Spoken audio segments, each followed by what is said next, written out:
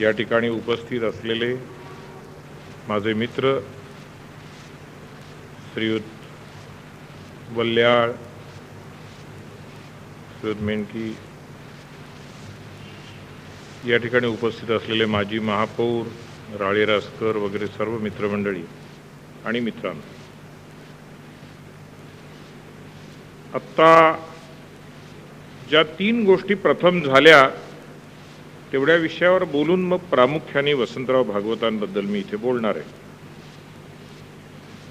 एक म्हणजे तैलचित्राचं अनावरण या ठिकाणी झालंय. ज्यांनी ज्यांनी वसंतराव भागवतांना पाहिलेलं आहे त्यांना हे जाणवेल की अतिशय जिवंत अशा प्रकारचं हे तैलचित्र इथल्या सोलापूरच्या दोन्ही चित्रकारांनी एकत्र येऊन काढलंय. त्या चित्रकार बंधूंचं मी मनापासून आपणा सर्वांच्या वतीने इथे अभिनंदन करतो. वसंतराव भागवत जसे दिसत आणि तो त्यांचा परिचित चेहरा, त्यांचा परिचित देहयष्टी या ठिकाणी समोर आले आणि हे तैलचित्र अनावरण झालं असंही या निमित्ताने मी इथे जाहीर करतो. आत्ता दुसरा विषय जो इथे झाला तो म्हणजे काही संघ प्रचारकांच्या कुटुंबियांचा या ठिकाणी सन्मान केला गेला. यातले काही जण तर खूप जवळून मला परिचित आहेत. विशेषतः दिल्लीत असल्यामुळे मुकुंदराव गोरेंशी अतिशय नित्य संपर्क माझा आलाय आणि इतका अभ्यासू, कार्यशील असा कार्यकर्ता सोलापूरचा आहे हे फक्त मला ठाऊक नव्हतं. म्हणजे ते गोरे ठाऊक होते परंतु सोलापूर ठाऊक नव्हतं. असंच ह्या सर्व प्रचारकांबद्दल आहे आणि म्हणून हे 4ही सुपुत्र सोलापूरचे जे त्यांच्या कुटुंबियांचा इथे जो सत्कार झाला, ते सत्कार घेणारे बिचारे कुठेतरी आहेत. त्या शेवटचा सत्कार करत असताना जेव्हा शाल घालायला मी सुरुवात केली तेव्हा ते म्हणाले, मला शाल नका घालू, आम्ही त्यांच्यापर्यंत पोचवून देऊ मुकुंदरावांकडे. तर हीच भावना त्या कुटुंबियांची आहे आणि कुटुंबियांनी शेवटी आपला एक जवळचा मनुष्य आपल्याबरोबर राहील, कुटुंबाचं काही रक्षण करील, याच्याऐवजी तो घर सोडून जाणार आणि वर्षानुवर्ष, शक्य झालं तर आयुष्यभर हा त्याच कामामध्ये गुंतून राहणार, ही गोष्ट सहन करणं फार सोपं नाही. आणि ते ज्यांनी केलं त्या सर्व कुटुंबियांचं मी मनापासून अभिनंदन करतो. हे तर नेहमीच आहे की प्रचारक दुसऱ्याच्या घरात झाला की बरं वाटतो, स्वतःच्या घरात प्रचारक झाला की ते त्याच्यातून निर्माण होणाऱ्या ज्या अडचणी आहेत त्या खूप आहेत आणि त्याची मला जाणीवही आहे. पण ही या सर्व अडचणी ज्यांनी सहन केल्या त्या कुटुंबियांना शेवटी त्यांचंही त्याला काही योगदान आहे. अशा घरात ते जन्माला ती मुलं आली, त्याबद्दल मी मनापासून त्यांचं इथे अभिनंदन करतो. या संस्थेतर्फे केलेलं काम सुरुवातीला इथे सांगितलं गेलं आणि हे जे काम सांगितलं गेलं त्यामध्ये प्रामुख्याने डोळ्यांच्या शस्त्रक्रिया, त्यांना चष्मे देणं मोफत, या विषयावर कॉन्सन्ट्रेट झालेलं ते दिसतं. पुढे अधिक काही पुढची मजल मारावी अशीही त्यांची इच्छा आहे. वसंतराव भागवतांचा जर स्वभाव पाहिला तर तुमच्या असं लक्षात येईल की नेमकं जो गरीब आहे त्याच्यापर्यंत कार्यकर्ता पोचावा हे राजकारणात राहूनही कायम त्यांच्या हातून घडलेलं आहे. म्हणजे मी पुढे बोलत असताना वसंतरावांच्या अशा प्रकारची कामं किंवा अशा प्रकारच्या प्रेरणा या कुठे कुठे झाल्यात त्या सांगेन, पण मुख्य केलेलं एकच काम जरी सांगितलं तर नेमकं वसंतरावांच्या आयुष्यामध्ये ज्या गोष्टीला महत्त्व होतं तेच काम सोलापुरामध्ये ही संस्था करते आहे, ही सर्वात अभिनंदनीय गोष्ट आहे. वसंतराव रेल्वे स्टेशनजवळ पुण्याला राहत असत आणि पुण्याला रेल्वेच्या स्थानकाजवळ राहत असल्यामुळे त्यांचा जो संबंध यायचा तो प्रामुख्याने एक तर ससून हॉस्पिटलमधले डॉक्टर्स, त्या ठिकाणी मेडिकल कॉलेजमधले डॉक्टर्स आणि दुसरा जो संबंध यायचा तो म्हणजे त्या ठिकाणची हमाल मंडळी, तर ती कायमच तिथे असणार. तर त्या हमालांची मुलं ही त्यांनी शाखेत आणली होती. शेवटी शाखेमध्ये कोण येतं यांनी सुद्धा समाज पुरुषाचं जीवन बदलू शकतं. तर त्यांच्या शाखेमध्ये जसे काही संबंध यायचा तो डॉक्टरांशी यायचा, मेडिकल कॉलेजच्या विद्यार्थ्यांचा यायचा, तसा फार मोठ्या प्रमाणावर हमालांच्या मुलांची यायचा. पण तिथेही ते थांबलेले नाही आहेत. पुढे वसंतरावांनी त्या कुलीज असोसिएशन तयार केली होती आणि कुलीज असोसिएशन त्या ठिकाणचा जो सगळ्या स्टेशनवरचा हमाल वर्ग आहे त्यांचीच नेमकी संघटना बांधून वसंतरावांनी त्यांचा न्याय मिळवून देण्यासाठी म्हणून काम केलेलं होतं. तेव्हा दृष्टी आणि कामाचं क्षेत्र हे मूलतः ज्या प्रकारचं होतं वसंतरावांचं, ती दृष्टी तर अनेक वेळा आम्ही अनुभवलेली आहे, ती पुढे मी सांगेन. पण त्याच दृष्टीने या दृष्टीदानाचं काम आपण करताय त्याबद्दल मी मनापासून आपलं या ठिकाणी अभिनंदन करतो. आणि वसंतरावांसंबंधी जे काही 4 शब्द इथे बोलायला मला आपण सांगितलं त्या बोलण्याला सुरुवात करतो. वसंतराव हे मूळचे कोकणातले, रत्नागिरी जिल्ह्यातल्या एका शिक्षकाचे चिरंजीव, प्राथमिक शिक्षक, 6 भावंड. तेव्हा रत्नागिरी जिल्ह्यातल्या कुठल्या तरी ग्रामीण विभागामध्ये असलेल्या माणसाची प्रॉपर्टी काय असणार?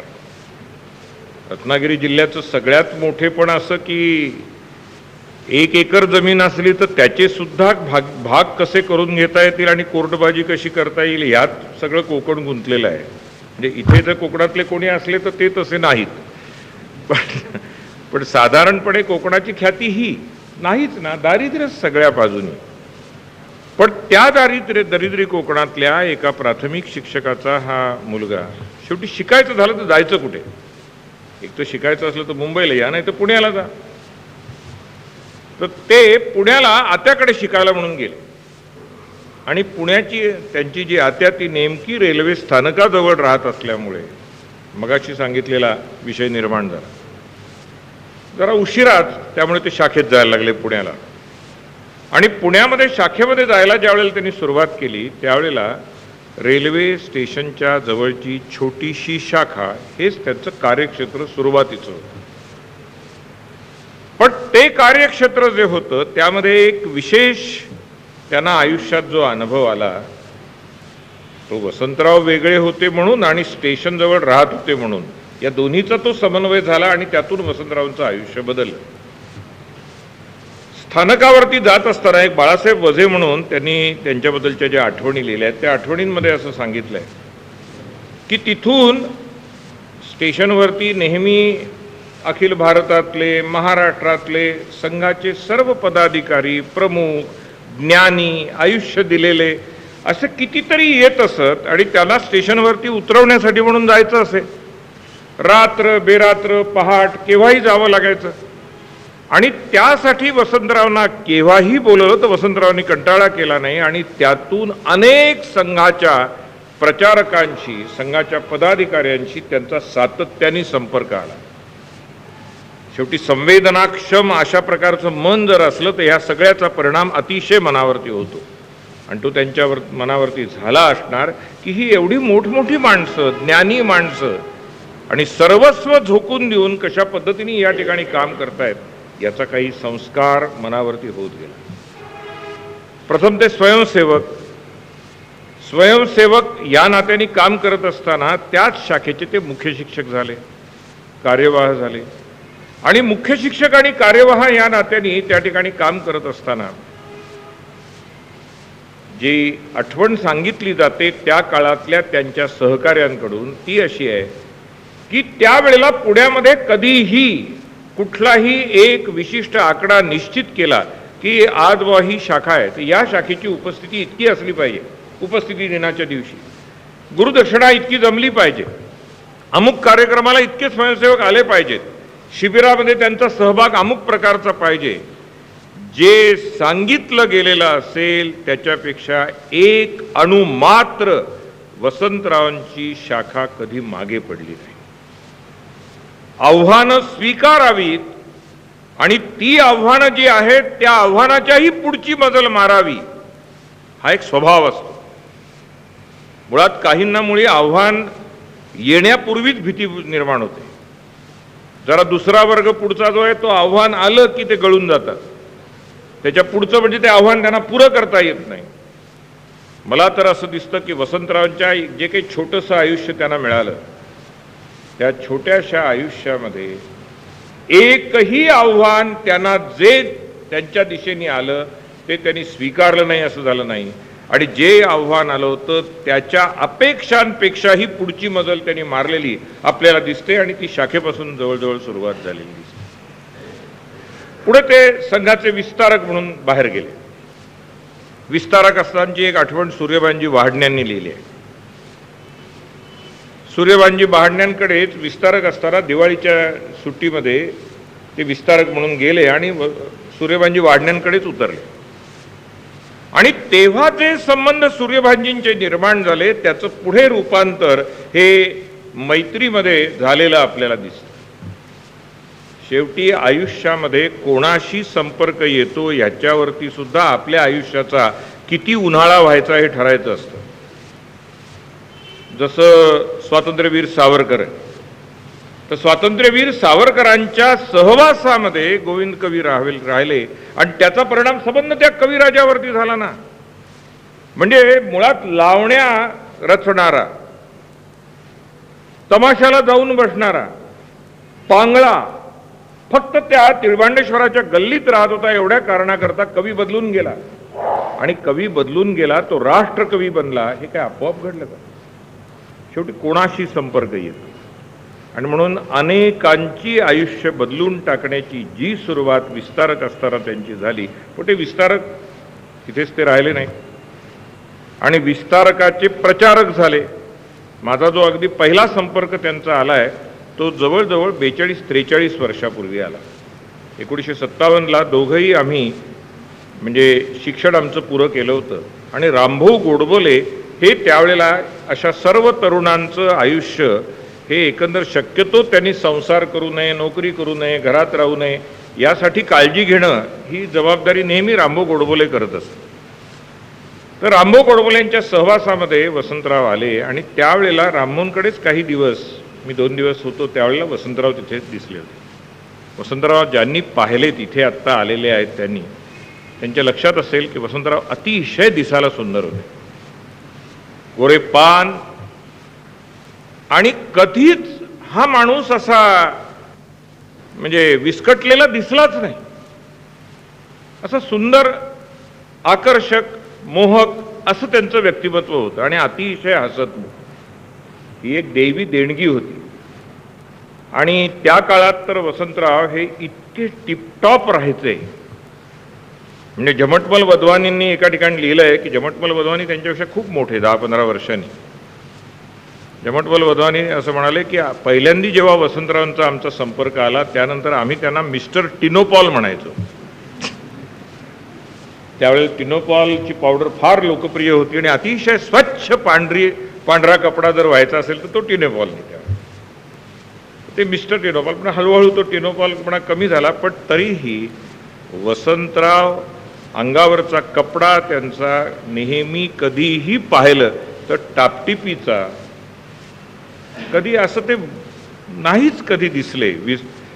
कायम चेहरा विसळलेलाच, कायम अंगावरचा कपडा हा व्यवस्थित इस्त्रीचा साधा असेल पण तो तसाच असणार.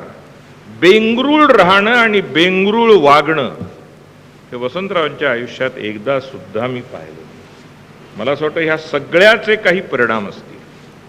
शेवटी कुठलीही व्यवस्था त्यांच्या खोलीत जे गेले असतील, चंचल स्मृतीत ते राहायचे, त्या खोली तशी उघडीच असायची. त्या खोलीमध्ये कधी पसारा पडलाय असं घडलं नाही. काही घरं अशी असतात की त्या घरामध्ये केव्हाही कोणी आलं तर पहिल्यांदा आल्याबरोबर तोच प्रश्न विचारतो, काय आवरायला काढलंय वाटतं. पण खरं म्हणजे त्यांचं घर नेहमीच आवरायला काढलेलं असतं. असा एक प्रकार जगामध्ये असतो. पण वसंतरावांच्या बाबतीत तसं काही नसते. नेहमी त्यांचं घर आवरलेलंच असायचं. कारण आवरावर करण्यासाठी असं काही पसारा त्यांचा मांडलेलाच नव्हता. अतिशय नीटनेटकं, टापटिपीचं असं सगळं राहणं असतं. नंतर ते प्रचारक म्हणून 60 साली प्रचारक निघाले आणि रामभाऊ गोडबोले त्यावेळेला काम करतच होते. तेच महाराष्ट्राचं सगळं काम करत होते. पण प्रथम पुण्यामध्ये, आणि त्या पुण्याच्या कामामध्ये काही काही त्यांच्या ज्या आठवणी वाचायला मिळतात त्या वाचल्या की असं लक्षात येतं की वसंतराव हे काहीतरी वेगळं घडत होतं. एकदा ते ढमढेरे नावाचे एक हिंदू महासभेचे फार मोठे नेते त्यावेळेला होते. आता ही सगळीच माणसं संपली. तर ते जे ढमढेरे, त्यांच्याकडे संयुक्त महाराष्ट्र आंदोलनाच्या काळामध्ये नेमके वसंतराव आणि काही कार्यकर्ते असे जाऊन बसले होते आणि बाहेरच्या खोलीत कार्यकर्तेच बसले होते. ढमढेरे यायचे होते बाहेर. त्या ढमढेरेंच्या पुढच्या हॉलमध्ये फक्त एकच फोटो होता आणि तो नाना फडणवीसांचा होता. तर तो फोटो पाहिला वसंतरावांनी आणि ते म्हणाले, नाना फडणवीसांचं शेवटी वैशिष्ट्य काय? अत्यंत चतुर, चतुराई ही त्यांचं वैशिष्ट्य. आणि आपण आता संयुक्त महाराष्ट्र समितीत आहोत, म्हणजे कम्युनिस्ट, प्रजा समाजवादी, समाजवादी, हिंदू महासभा, कितीतरी राजकीय पक्ष, आणि या राजकीय पक्षांबरोबर काम करून जर पक्ष कार्य वाढवायचं असेल तर आता एकाच गुणाचा उपयोग करावा लागणार आहे, आणि तो म्हणजे चतुराई, चातुर्यानी वागणं. वसंतराव फार गोड होते, ते कधी रागावले नाहीत वगैरे मगाशी उल्लेख झाला. पण वसंतरावांचं अन्य राजकीय पक्षांचं निदान जे होतं, म्हणजे जमटमल वधवानी समजा त्यांना टिनोपॉल म्हणत असतील, तर अन्य राजकीय पक्षांशी जो काही संपर्क आला ते सगळेच्या सगळे त्यांचं पहिलं त्यांचं निदान हे होतं की अत्यंत टफ निगोशिएटर, की हा माणूस निगोशिएशन्सना जर बसला तर ह्याला फसवणं कठीण. तो त्याच्या हक्काचं जे आहे ते नक्की घेणार, जमलं तर एखादी जास्ती घेणार जागा. अतिशय टफ निगोशिएटर. आणि असं असलंच पाहिजे राजकारणामध्ये. राजकारण काय फसवण्याचा धंदा नसेल, पण फसण्याचा तर नक्कीच नाही. आपलंही दुसऱ्याला देऊन टाकायचं, यासाठी काही राजकीय पक्ष आम्ही काढलेले नाही आहेत की. तर असे टफ निगोशिएटर या नात्याने ते जे वागले, तर ते ढमढेऱ्यांकडचा तो फोटो पाहिल्यावर इतरांना नाही सुचलं, पण यांना तेच सुचलं. गुण जिथून जिथून मिळेल तिथून घेण्याचा अशा प्रकारचा हा प्रयत्न सगळा सुरू होता. या काळामध्ये अर्थातच घरातलं काम जे आहे, घराबाहेर खूप राहणं, रात्री जेवायला उशिरा येणं, दुसऱ्याच्या घरी राहून कार्यकर्ता जर जेवायला उशिरा येणारा असेल तर घरच्या माणसांकडून काय काय ऐकायला लागेल ते तर उघडच होतं. त्यामुळे ती आत्याबाई रात्री उशिरा आल्यानंतर आला का मेल्या हे सुरू व्हायचं. खूप रागवायची, आणि ती खूप रागवल्यानंतर तरीही शेवटी ती आत्या होती, आणि त्या काळातली आत्या होती, म्हणजे भागवतांची आत्या. तर ती जेवायला वाढायची, किती रागावली तरी गरम करायची, जेवायला वाढायची. आणि त्याच्यानंतर ती आत्या झोपायला ज्यावेळेला जायची, त्यावेळेला झोपायला गेल्यानंतर वसंतराव भागवत मध्यरात्र जरी होऊन गेलेली असली तरी तिच्या तळव्याला तेल चोळायला म्हणून काशाची वाटी घेऊन तेल चोळायला जायचं. आत्याला खूप त्रास होतो, तिला उष्णता सहन होत नाही, आणि म्हणून ते काम करायचं. हे काम करणारे भागवत हे शेवटी एक वृत्तीने सतत दुसऱ्यांचा विचार करणारे कार्यकर्ते अशा प्रकारचे. शेवटी संघटक व्हायचं असलं तर घरादारात सगळीकडे ते संघटक बरोबर घडतच असतो. वसंतरावांसंबंधी एका ॲडव्होकेट कुलकर्णीने लिहून ठेवलंय. हे ॲडव्होकेट कुलकर्णी औरंगाबादचे, म्हणजे संभाजीनगरचे. यांना एकदा वसंतरावांनी पत्र असं लिहिलं की गुजरातमध्ये इलेक्शन्स आलेली आहेत, निवडणुका आल्या आहेत, आणि काही कार्यकर्ते महाराष्ट्रातून पाठवायला सांगितले, तुम्ही तिथे जा. आता वसंतरावांचा शब्द नाही म्हणता येत नाही. हे मी इतकं भोगलंय, म्हणजे वसंतरावांनी फोन केला की नंतर काय व्हायचं ते जावंच लागायचं कुठेतरी. तर त्यांनी सांगितलं गुजरातमध्ये तुम्ही प्रचारासाठी इतके दिवस जा. त्यांच्या घरात खूप अडचणी होत्या, लग्न होती, संबंध. या कुलकर्णींनी जे लिहून ठेवले ते पाहण्याजोगं आहे. की लग्न वगैरे होती पण जायला तर पाहिजे म्हणून ते निघाले. बॅग घेतली आणि चंचलमध्ये आले. चंचलमध्ये येऊन तिथे ती बॅग वगैरे ठेवून कधी जायचं, कुठे जायचं, कसं जायचं वगैरे सगळं पक्क झालं, झोपायला गेले. सकाळी उठले आणि आता गाडीवरती जायचं तर त्यांच्या बॅगेच्या शेजारी वॉटर बॅग ठेवलेली होती. वॉटर बॅग पाहिल्यावरती ते कुलकर्णी एकदम चक्रावले की हे आली कुठून, बॅग व्यायली कशी, काल तर एकच बॅग आपली होती, आज एकदम ही वॉटर बॅग कुठून आली. भागवत आले तिथे, त्यांना विचारलं हे कुठून आहे, हे कोणाचं आहे. ते म्हणाले काही नाही, गुजरातमध्ये चाललाय, उन्हाळा आहे, खूप दूरचा प्रवास आहे, इलेक्शनसाठी प्रचारासाठी हिंडायचं, वॉटर बॅग मीच इथे आणून तुझ्यासाठी ठेवली आहे. आता साधारणपणे जो प्रचाराला निघाला आपल्या शब्दासाठी त्याची प्रत्येक विषयाची काळजी घ्यायची असते. इथे कुठेतरी संघटक जन्माला येतो. माणसं जर जोडायची नसतील तर कशासाठी संघटना बांधायची, कशासाठी पक्ष उभे करायचे. आणि ते बारीक बारीक गोष्टीतून ते साधले जातात. पण इथे वसंतराव थांबलेले नाही आहेत.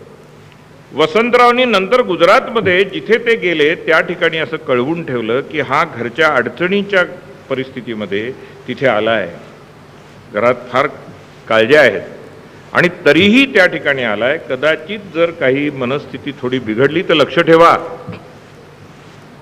इतकी काळजी घेऊन ज्या वेळेला माणसं सांभाळली त्यावेळेला कार्यकर्ते मिळत गेले आणि ते कार्यकर्ते जे जे काम करू शकत होते त्यापेक्षा अधिक जोमाने काम करत गेले, असं त्या ठिकाणी घडलेलं आहे. दुसऱ्यांचा विचार, खरं सांगायचं म्हणजे संस्कृती ह्या शब्दाची पु ल देशपांड्यांनी एक दिवस मला व्याख्या सांगितली होती आणि ती व्याख्या केवळ 2 शब्दांची आहे. संस्कृती म्हणजे दुसऱ्याचा विचार, आणि संस्कृती म्हणजे जर दुसऱ्याचा विचार असेल तर अशा पद्धतीने ही बॅग, वॉटर बॅग तिथे ठेवणारा मनुष्य हा किती सुसंस्कृत होता आणि किती पद्धतीने संघटकाला जपावं लागतं याचे किती आपल्याला स्पष्टपणाने त्या ठिकाणी दिसतं. आणि म्हणून आत्यापासून तर तिथपर्यंत हे असंच चालतं. प्रमोद महाजनांच्या पत्नीनी म्हणजे रेखावहिनींनी लिहून ठेवलंय, शेवटच्या आजारामध्ये वसंतराव बराच काळ प्रमोद महाजनांच्या घरी चेंबूरला राहायचे आणि एकदम एक दिवस अत्यवस्थ झाले म्हणून हॉस्पिटलमध्ये घेऊन रेखाताई त्यांना गेल्या. गेल्यानंतर तिथे जी नर्स होती तिला नेहमीच दिसायचं की बाबा वसंतरावांची खूप काळजी करणारं हे कुटुंब आहे. तेव्हा त्या साहजिकच त्यांना वाटलं की कोणी कोणासाठी एवढं करतं म्हणजे काहीतरी नातं असेल. म्हणून त्या रेखावहिनीने त्यांनी विचारलं की बाबा तुमचे हे सासरे आहेत का, तर म्हणे सासरे नाही आहेत. आणि त्या नर्सला समजावून सांगण्याजोगं नातंही नव्हतं ते, किंवा हे नेमकी संघटनमध्ये मंत्री म्हणजे काय असतं, त्यांचं स्थान काय असतं, काही सांगणं शक्य नव्हतं. म्हणून त्यांनी सांगितलं की सासरे नाही आहेत पण घरात नेहमी राहावेत असे वाटावेत असे सासरे आहेत. सर्व सासऱ्यांनी जरा लक्षात ठेवण्याजोगं वाक्य आहे. आणि मग त्यांनी असं लिहून ठेवलंय की घरामध्ये जी स्वयंपाक करते तिचं जेवण झालं की नाही याची चौकशी करणारा एकमेव माणूस मी पाहिला म्हणजे वसंतराव भागवत. आता एखाद्या घरातल्या बाईला जी स्वयंपाक करते तिला तुझं झालं का जेवण असं विचारणारा घरात जर पाहुणा आला तर तो पाहुणा इतरांपेक्षा वेगळा आहे, राहायला तरी हरकत नाही, जागा लहान असली तरी चालेल असं वाटण्याजोगं आहे की नाही तो. पण असं विचारण्याचं आपल्याला सुचत नाही. खरं म्हणजे बऱ्याच गोष्टी सुचत नाहीत, हाच तर प्रॉब्लेम आहे. आणि म्हणून अशा पद्धतीने ते सगळे वागत असताना आपल्याला दिसतात. वसंतरावांनी अशी संघटना उभी केलेली आहे. संघटनेत किती काळज्या घ्याव्यात याचं एक वर्णन बापूसाहेब पोफळे नावाचे एक मालेगावचे आपले शहर अध्यक्ष होते.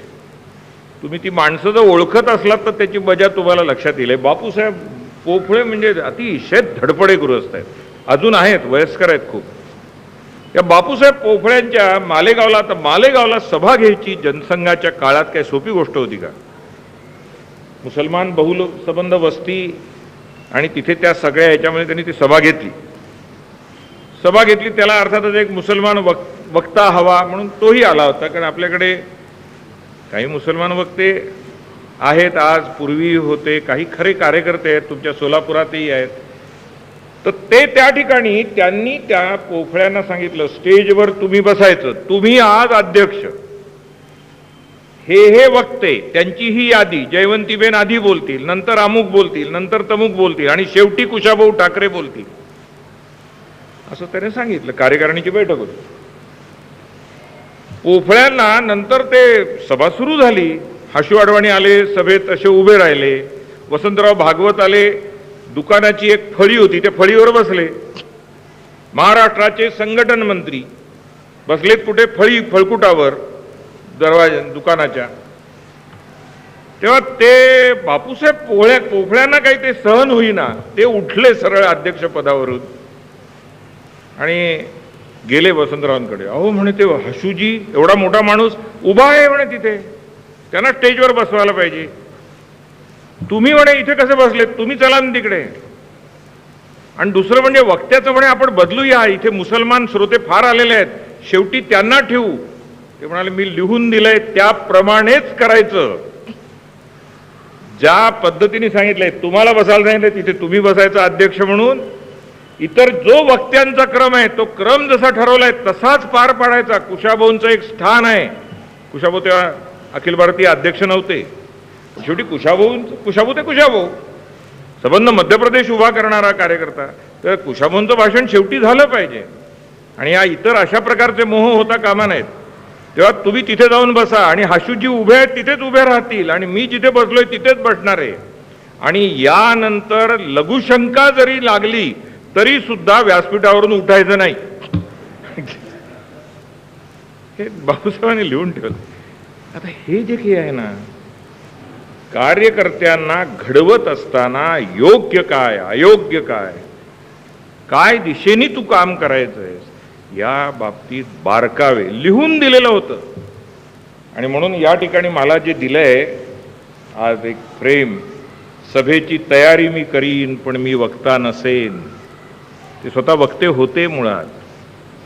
त्यांच्या भाषणांचे उल्लेख आहेत. दानव्यांनी त्यांचे भाषण लिहून ठेवले, भाषणाचा उल्लेख केलाय की औरंगाबादला अमुक वेळेला त्यांचं भाषण झालं होतं. पण पुढे लगेच एक वाक्य लिहिलंय की त्यानंतर मात्र पुन्हा त्यांचं भाषण ऐकायला मिळालं नाही. भाषण आलंच नाही तर माणूस भाषण नाही करणार, न येता सुद्धा करतात ते वेगळंच आणखीन. पण भाषण येत असून माणसाने ते टाळणं आणि मी करीन, मी सर्व आहे, तेव्हा माझं भाषण खरं म्हणजे अगदी शेवटी आणि मीच महत्वाचा वक्ता असं होऊ शकतं असं ठाऊक असताना सुद्धा सभेची तयारी मी करेन पण मी वक्ता नसेन. वृत्तपत्रासाठी बातमी मी करेन पण ती माझ्या नावावर जाणार नाही. निवडणुकात मी प्रयत्नांची पराकाष्ठा करीन पण मी उमेदवार असणार नाही. पुढचंही आहे, उमेदवार व्हायला सांगितलं की होईनच. कारण असंही त्या काळात जनसंघाचे आम्हाला करायला लागायचं, पडायचं हे नक्की, दुसऱ्या दिवशी कामावर. तर पक्षाकरता मी झिजेन पण मी श्रेय घेणार नाही. हार तुरे मान सन्मान माझ्यासाठी नव्हेत.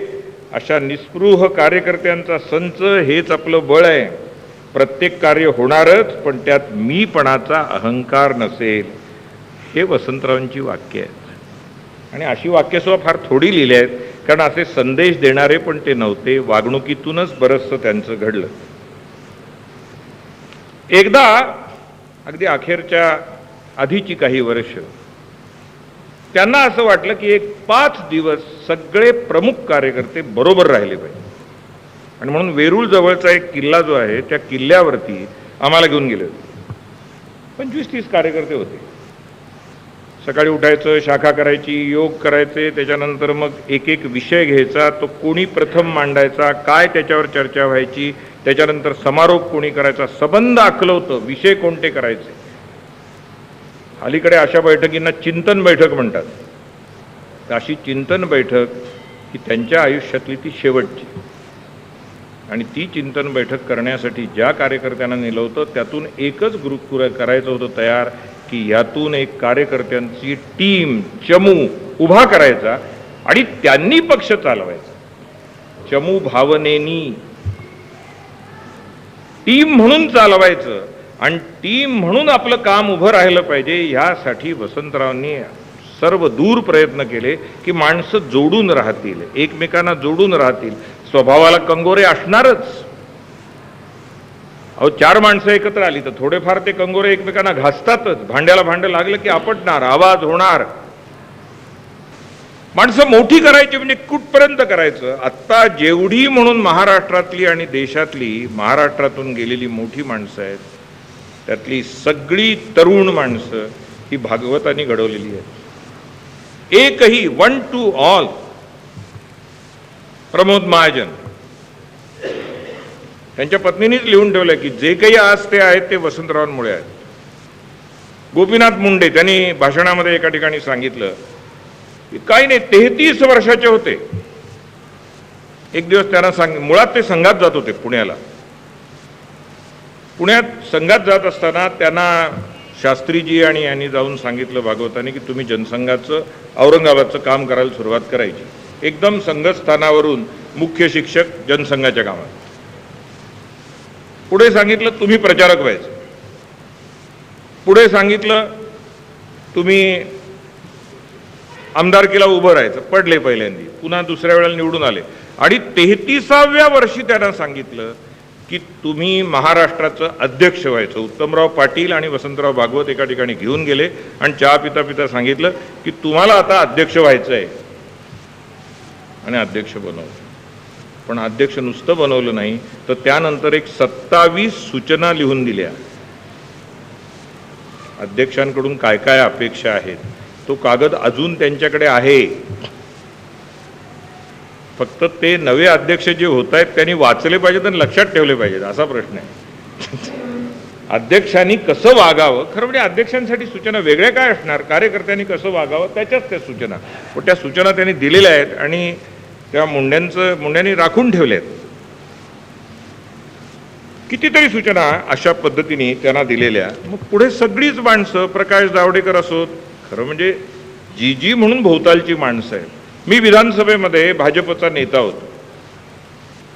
सकाळी 7 वाजता ते वर्तमान एकदा बातम्या ऐकायच्या, शाखा करायची, शाखा झाली की लगेच बातम्या ऐकायच्या, बातम्या ऐकल्या की वर्तमानपत्र वाचायची, वाचली की फोन सुरू आणि फोनवरती सूचना देणार की अमुक अमुक करायचं आहे. संध्याकाळच्या बातम्या पुन्हा ऐकायच्या, त्यानंतर रात्री पुन्हा फोन सुरू. तर त्या फोनच्या बाबतीत पद्धत अशी की रात्री 12 वाजता एखादी गोष्ट जर घडली तर 12 नंतर त्या वेळेला सुद्धा फोन करून कळवायचं. मालेगावला गणपतीचा विषय झाला, माहिती आठवत असेल तुम्हाला की गणपतीची आरास जी होती त्याच्यावरती लाथ मारली निहाल अहमदांनी आणि मोठा ते प्रसंग निर्माण झाला. तो प्रसंग निर्माण झाल्यानंतर वसंतरावांनी मला फोन केला. मी तेव्हा विधानसभेचा नेता होतो. त्यांनी सांगितलं मालेगावला अशी अशी गडबड झाली, मिळेल त्या गाडीनी तातडीने मालेगावला निघून जा. पुढे मग तुमच्या नोकरीचं काय, नोकरीवर जाणार की नाही, उद्या विधानसभा आहे की नाही, काय विचारायचं वगैरे काही प्रश्नच नाही. आम्ही विचारलंही नाही, त्यांनी सांगितलंही नाही काय करायचं. त्यांनी सांगितलं ना जायला पाहिजे आणि बरोबरच आहे ना, जायला पाहिजे, यात काही चुकीचं काहीच नव्हतं. पण मग असं एकेकाला सांगायचं आणि त्या ठिकाणी पाठवून द्यायचं आणि त्याच्याकडून तिथून पुन्हा सारखा संपर्क ठेवायचा. मग त्याच्यानंतर तिथे आणखी प्रकरण वाढत गेलं. 4 दिवस झाले. मग रामभाऊ नाईकांना पाठवलं, आणखी एक जण. शेवटी जी मिरवणूक निघाली त्याला रामभाऊ नाईकांना पाठवलं. असं एकेकाचं आयुष्य त्यांनी घडवलेलं आपल्याला दिसतं. रामभाऊ नाईक चांगले नोकरी करत होते. त्यांना सांगितलं तुम्ही संघटन मंत्री व्हायचं. प्रचारक केले. संघटन मंत्री झाल्यानंतर एक दिवस सांगितलं, म्हणजे मीच त्यावेळेला मुंबईचे उमेदवार ठरवण्याचं काम करणारे जे 4 जण होतो जनता पार्टीच्या काळात, त्यात मी होतो. 78 सालची गोष्ट. मला सांगून ठेवलं होतं की अमुक अमुक सीट ही आपल्या उमेदवारालाच गेली पाहिजे जनसंघाच्या. शेवटी जनता पार्टी होती आणि नाना फडणवीसांचा फोटो पाहिलेला होता पूर्वीच. तेव्हा आमच्याबरोबर उमेदवार निवडायला सुद्धा एक समाजवादी होता, एक कम्युनिस्ट होता, असं सगळं ते चाललेलं होतं. तर त्या ठिकाणी त्यांनी सांगितलं की रामभाऊ नाईकांना बोरिवलीचं उमेदवार म्हणून निवडायचं आहे. 15 इतर उमेदवार आले होते आणि बोरिवली ही पक्की सीट, जशी कल्याणची सीट नक्की निवडून येणारी तशी बोरिवलीची सीट. तेव्हा ते 15 म्हणाले आम्ही सगळे बोरिवलीत राहतो, हे गोरेगावला राहतात, त्या आमच्या 15 पैकी कोणालाही निवडा. आणि आम्ही अर्थातच गोरेगावच्या माणसाला बोरिवलीचं उमेदवार केलं. त्यांना राममोहननी विचारलं की तुम्ही आम्हाला उमेदवार म्हणून करताय, पण मी संघटन मंत्री आहे. ते म्हणाले हो, पण आता तुम्ही आमदारकीला उभं राहायचं. नंतर मग ते म्हणाले नाही, मला खासदार व्हायचं नाही आहे. त्यांना सांगितलं आता कार्यकर्त्यांनी निर्णय केलेला आहे की तुम्ही खासदारकीला उभं राहायचं, तुम्हालाच उभं राहायचं आहे. आधी दुसरं नाव होतं, ते उभे राहू शकत नव्हते. त्यांना सांगितलं की तुम्हाला उभं राहायचं. आज ते खासदार झाले, त्याचा उपयोग त्यांच्या आयुष्यात किती झाला आणि महाराष्ट्राला किती झाला, देशाला किती झाला याचा विचार करून पहा. माणसं घडवणं, माणसांचे आयुष्य घडवणं, आणि हे सगळं घडवत असताना खरं सांगायचं म्हणजे काही जणांची कल्पना अशी होती की अरे ही जनता पार्टी आहे, यात मिळेल तो अर्धा चतकोर घ्या. तेव्हा बऱ्याच जणांची कल्पना अशी होती की वसंतराव भागवतांनी आमदार होऊन मंत्री का नाही होऊ, परंतु ते म्युन्सिपाल्टीला सुद्धा उभे राहिले. इदम न मम हे नुसतं इथे लिहिलेलं नाहीये, तर मी संघटना चालवतोय आणि संघटनेत जो मनुष्य आहे त्यांनी संघटनेचं काम हे कायम करायला पाहिजे आणि ते संघटनेची एक फळी कायम राहिली पाहिजे, तर लोकशाहीमध्ये पुढचं सगळं नीट होईल. या कल्पनेने स्वतःचं आयुष्य त्यांनी घडवलेलं आपल्याला दिसतं. औरंगाबादच्या निवडणुकीचं आठवत असेल तुम्हाला तर औरंगाबादला उत्तमोत्तम कार्यकर्ते पडले निवडणुकीमध्ये. आता जे आमदार आहेत आपले बंधू पडले निवडणुकीमध्ये, उत्तम उमेदवार. ते त्यावेळेला अहमदाबादला होते. तिथून तातडीने पहिलं काम केलं ते औरंगाबादला निघून गेले. जेव्हा दुःखात असतील कार्यकर्ते, वेदनेत असतील, निराशेत असतील, अनपेक्षित अशा प्रकारचं काही घडलं असेल, तेव्हा तिथे संघटन मंत्री पोचला पाहिजे. माणसं सर्वेसर्वा उगाच नाही होत, सर्व बाजूनी लक्ष ठेवणारा माणूसच त्या जागेवर शेवटी जाऊन पोहोचू शकतो आणि तरच तो यशस्वी होऊ शकतो. कुठपर्यंत काम करावं. एक मधु सरस्वती पवार नावाचे सातारा जिल्ह्यातले कार्यकर्ते आहेत.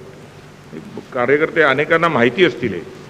या मधु सरस्वती पवारांना एक दिवस कळवलं नांदेडला साहित्य संमेलन भरतंय, साहित्य क्षेत्रात काम करणारी माणसं कोण, मधु सरस्वती पवार आणि अरविंद लेले, तुम्ही दोघं जण नांदेडच्या साहित्य संमेलनाला जा. साहित्य संमेलनात सुद्धा भाजपचा कार्यकर्ता असला पाहिजे ना, तिथे काय चाललंय ठाऊक पाहिजे. शेवटी ही सुद्धा शक्तिस्थानं आहेत आणि ती जर शक्तिस्थानं असतील तर त्या ठिकाणी आपण गेलं पाहिजे, अशा प्रकारची कल्पना आहे. तुम्हाला प्रभाकर खेर हे कार्यकर्ते माहिती असतील. या खेरांनी सांगितलेली एक हकीकत तर जबरदस्तच आहे. पुण्याला होते खेर आणि ते दोघं जण पुण्याला गेले. सुशीलाताई आठवले ही त्यांच्याबरोबर पुण्याहून येणार होते. पुण्याहून निघताना वसंतराव भागवतांनी एक फोन केला, गाडीत बसले आणि निघाले, मुंबईला आले. सुशीलाताई आठवले जिथे उतरणार होत्या त्या ठिकाणी त्यांना उतरवून दिलं आणि कार्यालयात आले. आणि कार्यालयात आल्याबरोबर खेरांना त्यांनी सांगितलं की मुंबईचे, नागपूरचे जे कार्यकर्ते या ठिकाणी हृदयावरती शस्त्रक्रिया करण्याकरता आले होते, बायपास करण्याकरता आले होते, ते वारले. खेर म्हणाले तुम्हाला हे कळलं कसं, केव्हा कळलं, आपण सारखे बरोबर आहोत दोघं जण, तुम्हाला कळलं कसं. ते म्हणाले पुण्याहून निघताना मी जो फोन केला तो त्यांच्या तब्येतीची चौकशी करण्यासाठी केला, ते गेल्याचं कळलं आणि म्हणून सगळ्या व्यवस्था त्यांच्या नंतरच्या, निधनानंतरच्या, अंत्यविधीच्या वगैरे करायला सांगितलंय, आपण आता त्या कामाला लागूया. खेरांनी त्यांना असं विचारलं की पण मग गाडीमध्ये 4 तास आपण एकत्र होतो, पुण्याहून सतत बोलत होतो एकमेकांशी, तुम्ही आम्हाला सांगितलंही नाही त्या ठिकाणी. ते म्हणाले नाही सांगितलं. याचं कारण जर सांगितलं असतं तर सबंध वेळ गाडीत चर्चा ह्याच विषयावर झाली असती, मग आपले कामाचे विषय तसेच राहिले असते.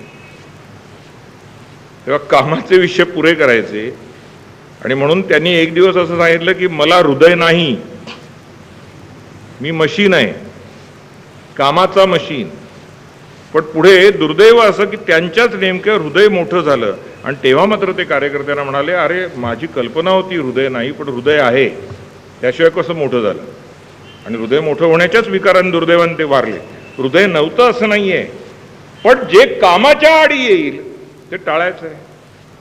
आता आपण असं वागतो का, खेरांनी असं लिहून ठेवलंय की जर समजा आम्हाला हे कळलं असतं तर आम्ही आपले त्याच्यावरच बोलत राहिलो असतो, मूळ काम तसंच राहिलं असतं.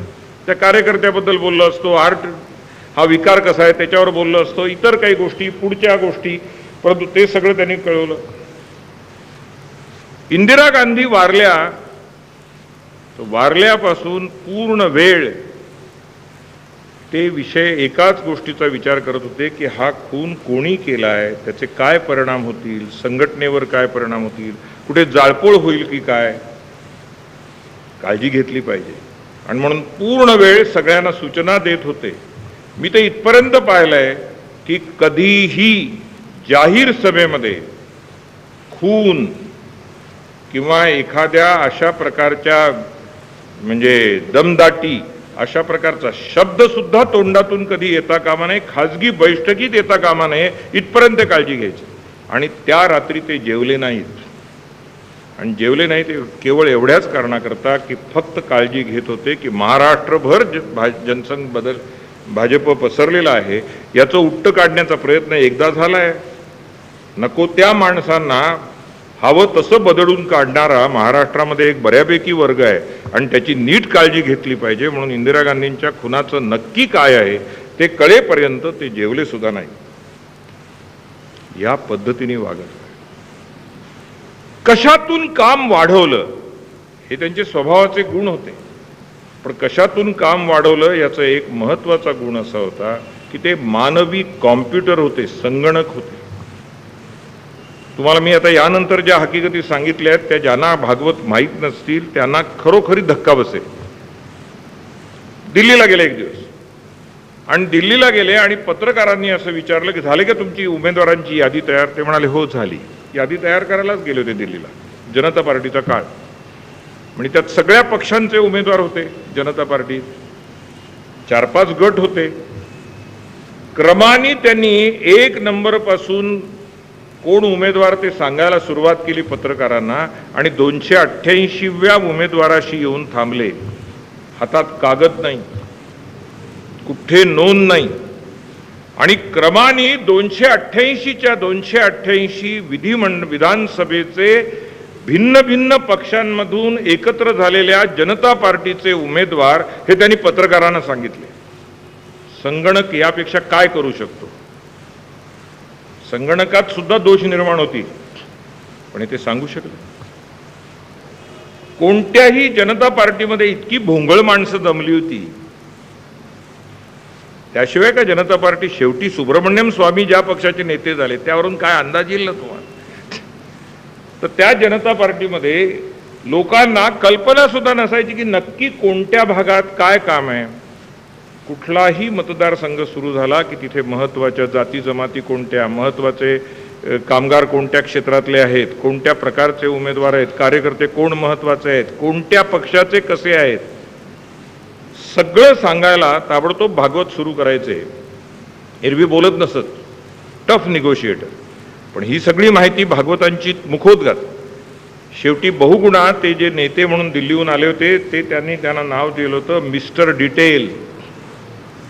दिस is a transformation of a mister Tinopal to mister detail. इथपर्यंत गेलंय.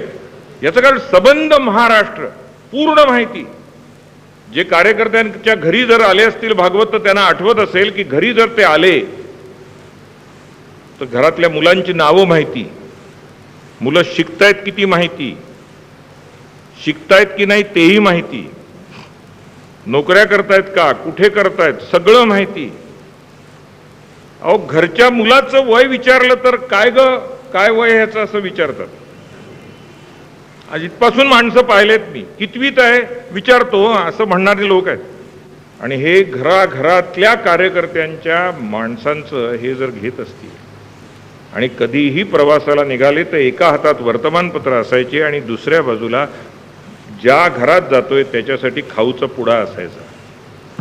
सार्वजनिक कार्यकर्त्याच्या लक्षात न राहणारी गोष्ट खाऊचा पुडा.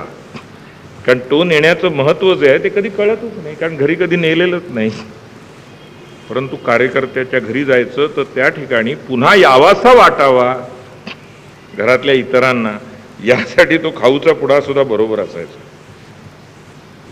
ज्या प्रकारचं भूमिका होती मनाची, मगाशी मी सांगितलं कुलीज असोसिएशन त्यांनी तयार केली होती.